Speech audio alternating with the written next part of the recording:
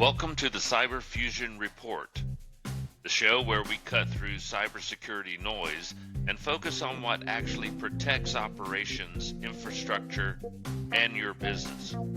This podcast is built around one core idea: cyber fusion. A cyber fusion center brings together IT security, operational technology, engineering insight, and human risk into a single coordinated defense strategy. So threats are detected earlier, response is faster, and operation stays running. Each episode, we sit down with security leaders, operators, and industry experts to unpack the real threats facing modern organizations, especially where cyber risk becomes operational risk. No hype, no theory, just practical insight on cyber resilience, operational continuity, and defending critical systems without disruption. If you're responsible for uptime, safety, or business continuity, you're in the right place. Let's get started.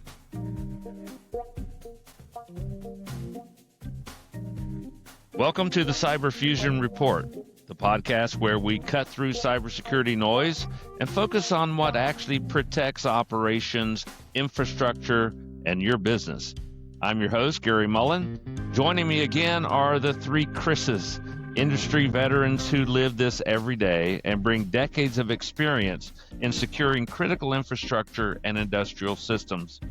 Chris Wiley, FishCloud's Director of Operational Technologies, Cyber Fusion and Strategy. Chris Whiteman, Senior OT Threat Hunter at FishCloud. And Chris Mosley, OT Threat Detection Response Analyst for FishCloud. Most security strategies are built on what we believe is true. What's deployed, what's segmented, what's covered. Red teams don't test those beliefs. They break them. In today's episode of the Cyber Fusion Report, we're unpacking the red team findings that didn't just reveal gaps, they forced a change in defense strategy. The moments where dashboards said green, leadership felt confident, and attackers moved freely in the background. We'll look at what executives prioritize, what defenders see on the ground, and how real red team evidence closes those gaps, not with more tools or more reports, but with proof. If you've ever said, "I thought we had that covered," this episode is for you. So let's dive in. Mr. Whiteman, you get the first question today. What red team finding most clearly proved from your experience in the past that something executives believed was covered was actually wide open, even though the report may have said otherwise? Thanks again, Gary. It's always good sitting down. It's funny because we hear the term coverage a lot from our clients. Like, hey, are we covered? Right? We come in for assessments, we do all this stuff, and they want to know, like, how's our coverage? Are we good? And not just red team assessments, just general cybersecurity assessments. And very regularly, the response is going to be, do you know what you have? So if you don't know what you have, there's no way to, measure your coverage. Shadow IT or just forgotten IT is a real thing. Whether it has a business purpose or it no longer does, but it's still online, it's not included in your asset management or your cybersecurity protocols. So you're not really tracking it. And when I go back to these executives, or I'm talking to a cyber fusion center and they discuss coverage, I always reflect back on their asset management team and whether that's a separate function or that might be a part of the cyber fusion center. I think they're an integral, they're a bedrock of the cybersecurity foundation, because you really don't know. If you don't know what you're protecting, you can't protect it. But even if you do have a good, solid asset management team, they still rely on some of these micrometrics in order to make any sort of declarative statement uh, to an executive. They can say things like, "We are confident that this tool is covering 90% of your assets, but we're also confident that you don't know about 5% of your assets. So we give this with a plus or minus 5% margin of error." That's a fair and equal declaration. I also have to mention that, like, these shadow assets or forgotten assets in IT, uh, they're a fantastic part of what we've discussed previously and on the line about the shadow currents. Those are amazing spots to gain access throughout a network. Um, and where red teaming assessments come into this, uh, we actually don't need your inventory, nor do we want it, because we're going to find it regardless. Um, and we love to find that shadow IT. It's not as a gotcha. It's not as a haha. We're super good at what we do. But it reveals valuable and actionable remediations that you can make to improve the posture. So when I talk about coverage, really the most important thing is to know what you have, get rid of it, or cover it. And then you get more valuable or more value out of your tools. So that's kind of where I'm going with the tool value, and also, know what you have. Hey, can I add something to that? Which Please. was Chris is sitting here, or Mr. Whiteman is sitting here, talking about um, the idea that you have these devices that sit in your environment that may have been never inventoried or just dropped off the inventory, or someone thought they were no longer valuable. But originally, when they were put in place because they were necessary. So it was a route to get in or out, say, in terms of disaster recovery. But no one ever used it, and it's just sitting there in the background, and it's just been kind of forgotten. Or it was put in place during a disaster to be able to get around a broken system, and it was never actually properly inventoried. It wasn't part of change management, and therefore it kind of dropped off. Um, the average red team and the pen tester and the attacker have no idea really what's in your inventory, and they don't care. What they're doing is they're living inside of your environment, and they're saying what's available to me from what I can see. That means that whether or not you're looking at it, they are. And I think that's where Chris is trying to give you this concept that we're living off of the land as we see it, not as the process has recorded it. Um, Generally speaking, we kind of laugh at the idea that, oh, there's a tool that might enumerate my system with the easy button. We're in there enumerating the environment anyway. Why aren't you taking that enumeration that the red teamers are giving you and adding that directly to your inventory so you have a better picture? Well, Chris also mentioned remediation.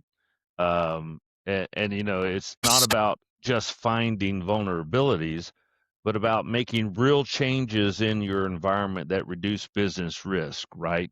So, Mr. Wiley, since you're talking, which red team result crossed the line from, oh, this is interesting, to, hey, we have to make a change here to defend our organization? And what finally made leadership listen to those change recommendations? So I think a lot of us have directly lived this in the security community. you go ahead and you report findings, right? You have this entire massive report that's part of a deliverable that you have to give out, and it's full of findings. And leadership nods and they say, well, okay, we're going to make sure that this gets addressed. And it goes into a backlog, and then someone signs off and says that, yep, that's a risk. Nothing changes. And the reason that nothing changes was because the finding was described and not demonstrated. In fact, often I would say that when I have dealt with clients, it isn't uncommon for clients to say, well, sure, but unless you can show me directly that this happens, right? You say you can do a middleman on an MFA. Well, until you describe it to me and show it to me that it's possible, it's not.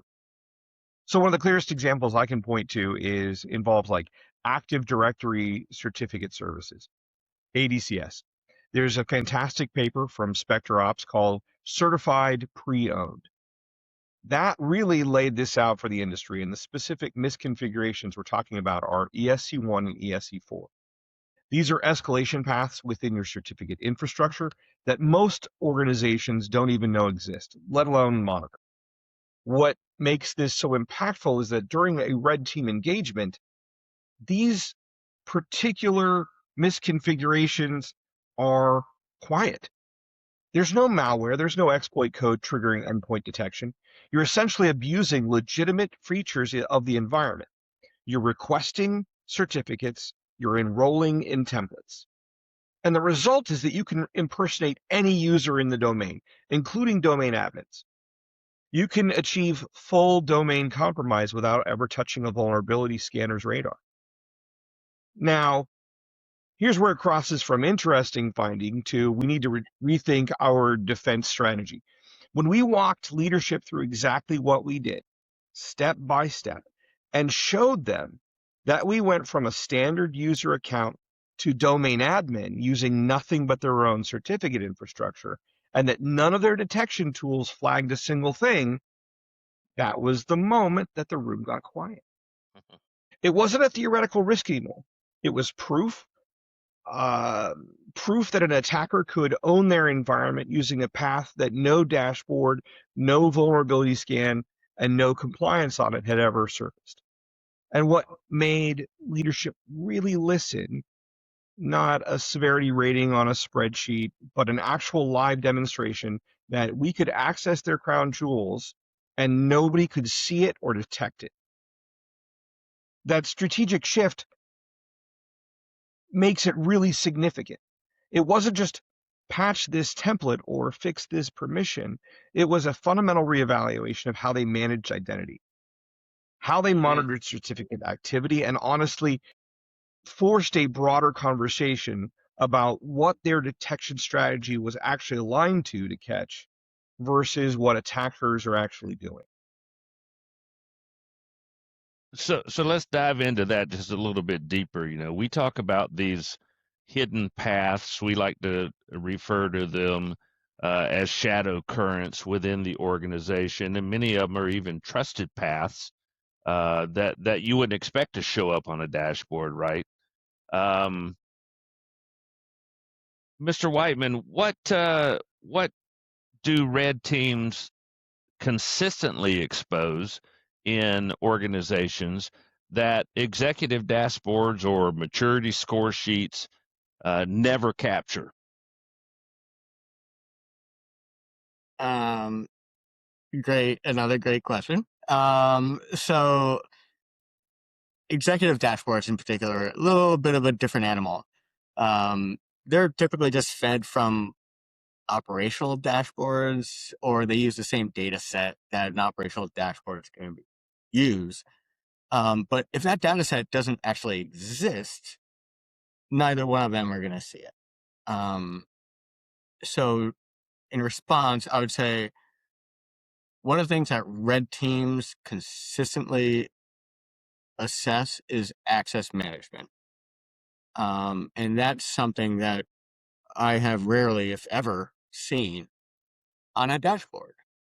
They can tell you about your posture, like how many vulnerabilities you have open, where your remediation percentage is on those vulnerabilities. they're not going to tell you who's allowed to access what information or resources. So when we conduct an assessment, we're essentially behaving like an attacker that doesn't want to be found. So we quietly walk through an environment to get an understanding of what we can access. And even though, initially an attacker would try to get persistence first and then privilege escalation, we don't do that we typically don't do that in our assessments. But the next thing you're going to do is discovery, and you're going to find out, you're going to try to find out as much information of the environment you currently exist in as quickly as possible. So if there aren't these access management controls on things, the attacker is going to get a lot of good information. Most organizations, especially those that aren't moving towards zero trust architecture, they don't have governance, processes, protocols. They don't assess or evaluate, who can access what information and what resources on the network. It's kind of like trust first, which has been the common and historical approach.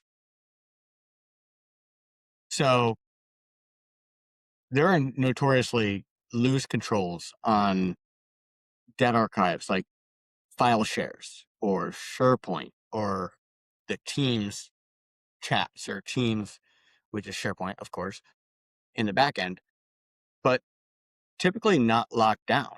And there aren't dashboards developed. I've never seen one that tells you who's allowed to access that information. We had one client that essentially had little or no controls on their SharePoint. So we were able to go in there and essentially scrape all of their architectural designs, cybersecurity, vulnerability, HR, and proprietary information without detection.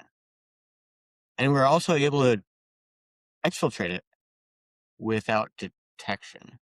So when you think about a ransomware or an extortion scenario,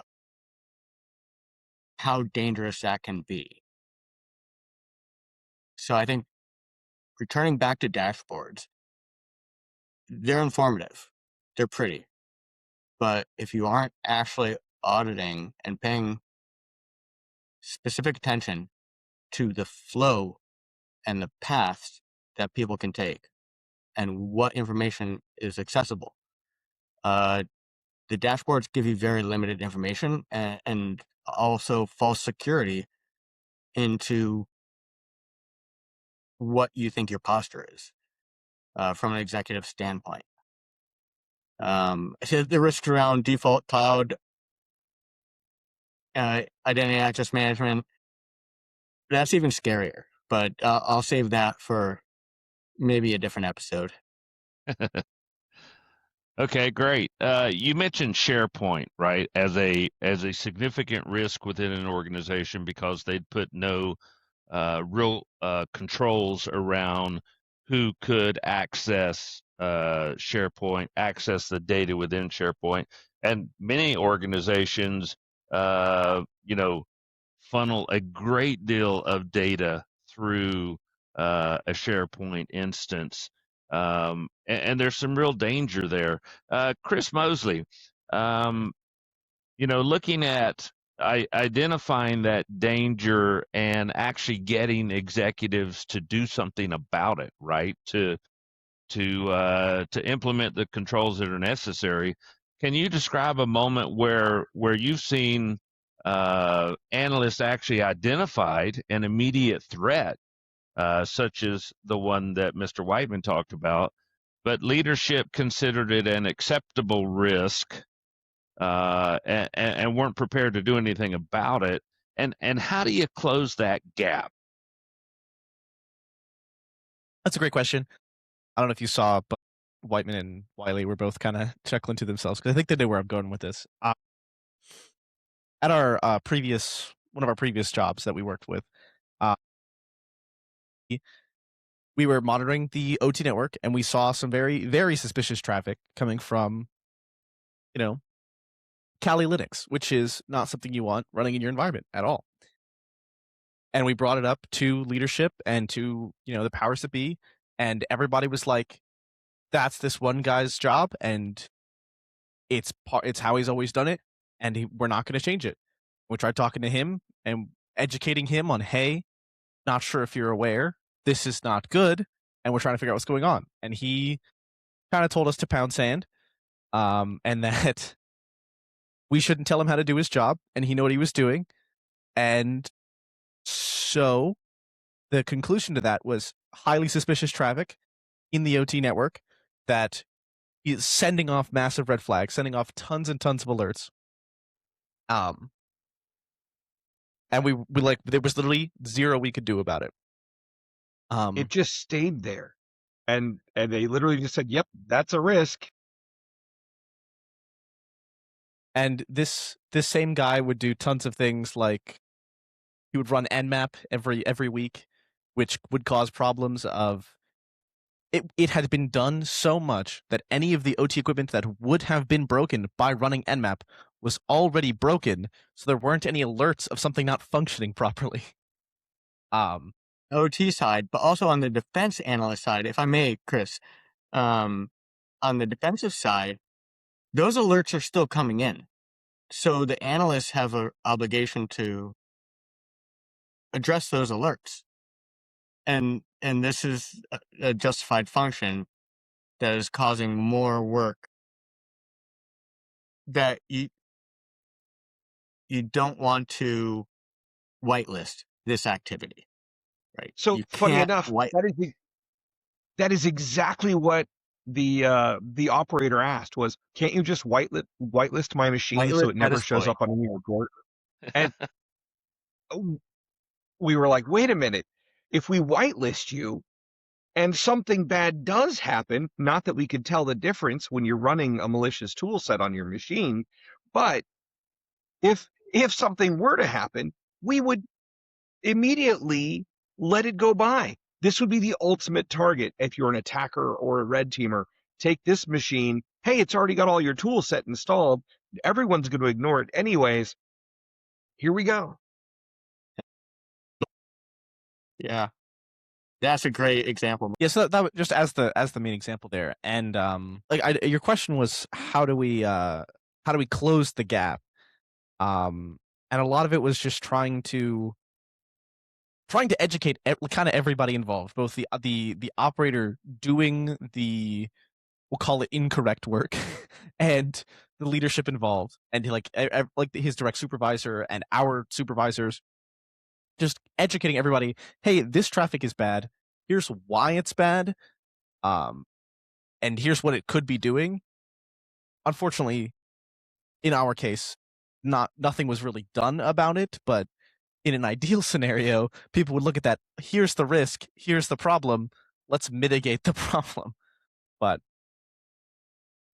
it's from what Mosley's saying, and then from my own belief said, I mean, it's a cultural paradigm shift that has to take place, and we haven't seen it yet. Worked with a gentleman in the past, and this is one of my favorite quotes of all time. He said to me with a straight face, "I will keep an open mind, but I will not change it." And that seems to be the mindset that you're talking about here. So, Mr. Wiley, to carry on with that, based on red teaming you've done, what kind of evidence actually changes internal behavior, not just the controls, but changes internal behavior of the people making the decisions as to what needs to happen? I would say that changing behaviors is gives you the most lasting impact. Now, so what causes those changes? I don't know. I would say that we spend an awful lot of time in cybersecurity focused on tools. I know that every time I go into a new environment, they turn around and they say, "Oh, we've got this thing you have to learn. Um, it's going to take you 2 or 3 weeks to go ahead and learn this tool." And I look at it and go, "Does it look at logs?" Well, good. Logs. Those are logs, and logs are logs. Good. Um, is it a SIM? Yeah. Okay. Good. I've dealt with a number of SIMs. So I understand the theory, the tool is kind of useless. But as Mosey was pointing out, the real vulnerabilities in most organizations are cultural. Who owns what? Who escalates to whom? Who's empowered to make a decision when something goes wrong? What we've seen consistently is that red team results land on the table, real, undeniable evidence. We were just talking about the fact that I demonstrated an attack and suddenly people go, "Oh, I'm going to change my mind." So we have evidence that an attacker can move through an environment, or after something has happened, we have evidence that an attacker has done this thing, right? So if you bring in threat hunt and they detect something, and that forces a reckoning with leadership beyond the, hey, we need a new tool or we need to update a firewall rule. If you've actually had a compromise in your environment, someone doesn't go, "Ooh, now let me install Splunk." What they actually do is ask the harder question, like, who was in charge of this? Why didn't anyone own this gap? Why did this sit in a gray area between the IT and security for 6 months in a vulnerability checklist that someone had signed off on the risk? Why did the SOC see something anomalous and not escalate it? We quite literally did a red teaming assessment recently where we had already gained access. The SOC reached out to us and said, "Hey, are you allowed to be doing this?" And in a chief moment of social engineering, we said, "Yes, just call this gentleman." We knew his name. And they said, "Okay," and never escalated to check with the security officer involved whether or not we were even associated. They just Yeah. didn't even bother to report it. We've seen engagements where red team findings fundamentally change how teams communicate. So before the assessment, you had security, IT operations, and businesses all operating in their own lanes. Security would flag a risk. IT would say, "Not my priority."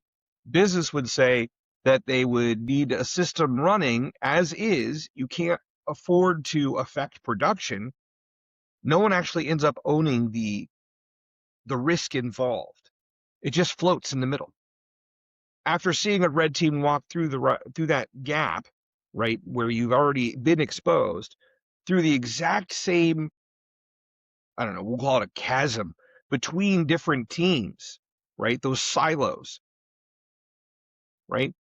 Then after getting that red team walkthrough, you get the organization standing up and looking at some level of cross-functional risk in their ownership model. They start having regular tabletop exercises where security, IT, and business leadership, your BIZOs all sit in the same room and walk through a scenario together. And you get to see those pregnant pauses where someone says, "What would you do now?" And there's silence. "Oh, we have a playbook for that." "Do you have it available now? Show me the playbook." "What would you do?" Because you should already know, or at least be able to access it immediately so that your frontline defenders can act without waiting for 3 levels of approval.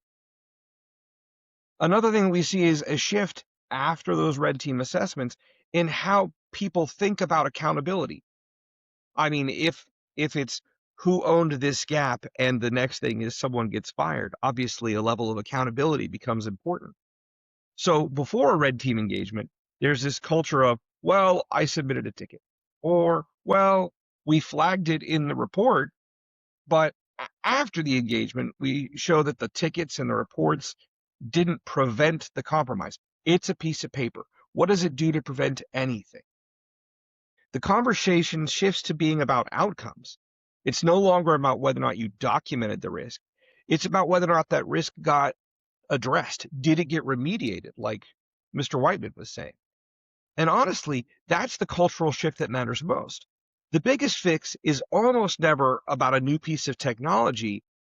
It's getting the right people in the room, giving them clear ownership, and creating an environment where escalation isn't seen as blame. It's seen as making the system work the way it should. So then let's go ahead, Chris. Sorry if I could jump in. I was hoping you would use that word. The typical culture has always been, oh, they're gonna blame me, rather than flipping around and being like, I have an opportunity to improve. Right? Oh, you pointed this out, I wasn't aware, so now I'll be better. And it is, a change in the paradigm of how ownership of certain functions, the owners of the certain functions approach assessments. It's not criticism. We do this to help you improve. So it's the blame game needs to go away. It's not blame. It's for the. I would say it's that leading from in front mentality also, rather than following from behind. A leader gets out there up front and says, okay, what can we do to make the organization better? How can I go ahead and improve the security of my environment so that I don't have to worry about $850 million in losses when my production line goes down? Right? The follower is like, well, hey, that's not my fault. Doesn't mean that they don't get, fired later anyways, right? But at least if you tried, you can point to, these were all the remediation steps I took to make sure this didn't happen. For those of you listening, he didn't mean that you're going to get fired anytime soon. But you did mention leadership, Mr. Wiley, and let's kind of wrap this up with kind of where the rubber meets the road for leadership. If executives could learn one thing from the outcomes of a real red team assessment, what should they stop measuring and what should replace it? All right. So if I could sit down with every executive who's responsible for cybersecurity investment and tell them one thing, it would be this: stop measuring compliance and start measuring consequence. Now, I want to be clear. I'm not saying that compliance doesn't matter. You need it. Regulatory requirements are real. You should meet them. But compliance has become a proxy for security in way too many organizations, and it's a dangerous substitution. Passing an audit tells you that you set a minimum number of requirements in place and you were compliant to 80% or 90% at a single point in time. It doesn't tell you whether an attacker can move laterally through your network, escalate privileges, access your most sensitive data, and exfiltrate it without anyone noticing. What executives should measure instead is operational resilience. And I mean real tested resilience, not have we had an incident, but we executed our incident response plan against a simulated attack, and here's what worked, here's what broke, and here's what we're fixing. Not we have 85% endpoint coverage, but an attacker attempted a lateral movement and we caught it on detection. We did it in under 4 minutes, and our response time was able to contain that lateral movement in under 15 minutes and remediate. The metrics that actually matter are things like time to detect an intrusion, time to contain the intrusion, the percentage of attack paths in your environment that are actually monitored versus the ones that are blind spots. And you should understand that you will have blind spots, but maybe that you have segmented off those blind spots because you can't detect inside of them, you can detect access to and from them. How many of your critical assets can be reached from a compromised standard user account? So if an account was compromised, what could that account reach? Hopefully just that account's assets. not, as Mr. Whiteman pointed out, an unmitigated SharePoint where all documents are available to the world. Those are consequence-based metrics. They tell you what happens when something goes wrong, not just what your posture looks like on a good day. And here's the part that drives this home. Every red team engagement we do generates data that could populate these kinds of metrics. The problem is that most organizations take that data and they file it down as a one-time report so that they are compliant with their pen testing requirement. And instead of using it to build an ongoing measurement framework, it just becomes another checkbox. So my message to executives is this: red teams are not just a test. They're a measurement tool. Use them that way. Measure twice, cut once. Build your security metrics around what attackers can actually achieve, and you'll make decisions that genuinely reduce risk. Keep measuring compliance checkboxes and maturity scores in isolation, and you'll keep feeling secure right up until the moment that you are proven to be not secure. Because at the end of the day, what you choose to measure shapes every decision downstream, and it determines what gets funded, what gets prioritized, and ultimately whether you detect a real threat or just have a compliance checkbox that moves through your environment. You said something very key there at the beginning of that answer, and it's a statement that we need to reiterate to the listeners here. And that statement is: stop measuring compliance and start measuring consequence, because that is how you're going to actually begin to put in the procedures, processes, and tool sets that actually help you mitigate risk within your environment. As we I'm wrap glad up, you caught that one. yeah, I did. As we wrap up today, I'd like to thank the three Chris's once again for opening our eyes to the critical nature of red team assessments and what's at risk if you aren't doing them. Here's the uncomfortable truth. Most breaches don't happen because teams ignored risk. They happen because risk was never demonstrated clearly enough to act on it. If you can't see it, you can't defend against it. Red teams don't exist to embarrass defenders or challenge leadership. They exist to replace assumptions with evidence, and evidence is what changes your strategy. The organizations that improve fastest aren't the ones that have the best dashboards or the highest maturity scores. They're the ones willing to confront what red teams actually show them and realign decisions, ownership, and response around that changed reality. If this conversation challenged how you think about testing, validation, or confidence in your overall defenses, well, that's the point. Because resilience isn't something you declare, it's something you prove. Thanks for listening to the Cyber Fusion Report. This has been the Cyber Fusion Report podcast. Thanks for joining us, and for more information, please visit www.fishcloud.com or email us at cfc@fishcloud.com. Thanks, and have a great day.